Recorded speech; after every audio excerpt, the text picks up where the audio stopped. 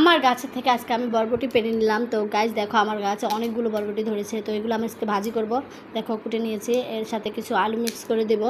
Mix করে দেওয়ার পর আলুটা দিলে একটু তরকারিটা দেখতে সৌন্দর্য লাগে। তো আমার কোটা শেষ, এখন আমি রান্না বসাবো। দেখো পেঁয়াজ কুচি, তারপরে কিছু কাঁচামরিচের সাথে একটু তেলের পরিমাণটা বেশি দেওয়া, যাতে যে এখানে আমি কোনো পানি ব্যবহার করব না।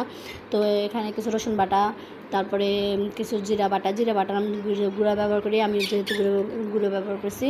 তো কিছু লবণ, পরিমাণ মতো লবণ আর হলুদ দিয়ে দেবে, দিয়ে কিছুক্ষণ নেড়ে চেড়ে ভালো করে তারপর তরকারিটা দিবে। তো গাছ তরকারিটা দেখতে আমার কাছে খুবই ভালো লাগে, এই তরকারিটা খেতে। হ্যাঁ, যেহেতু ভাজি, বরবটি ভাজি এটা আমার খুব পছন্দের, আমি রান্না বেশি খাই না। তো এরকম নেড়ে চেড়ে ঢাকনা দিয়ে অল্প আছে রান্না করবেন। কিছুক্ষণ পর আবার ঢাকনাটা উঠিয়ে নেড়ে চেড়ে দেবেন, ঠিক আছে, যতক্ষণ না সিদ্ধ না হয়। তো আমার কাছে এই তরকারিটা অনেক ভালো লাগছে। যারা আমার চ্যানেল নতুন তারা আমার চ্যানেলে দরকার সাবস্ক্রাইব করে দেবেন আর বেল আইকনটা অন করে দেবেন। আমার তরকারি প্রায় শেষের মধ্যে। তো দেখো, হ্যালো গাইস, আমার রান্না কমপ্লিট। দেখো কালারটা দেখতে কত সুন্দর দেখা যাচ্ছে। তো আপনারাও পারলে ইচ্ছেগুলো বাসায় ট্রাই করতে পারেন। ওকে, আল্লাহ হাফেজ।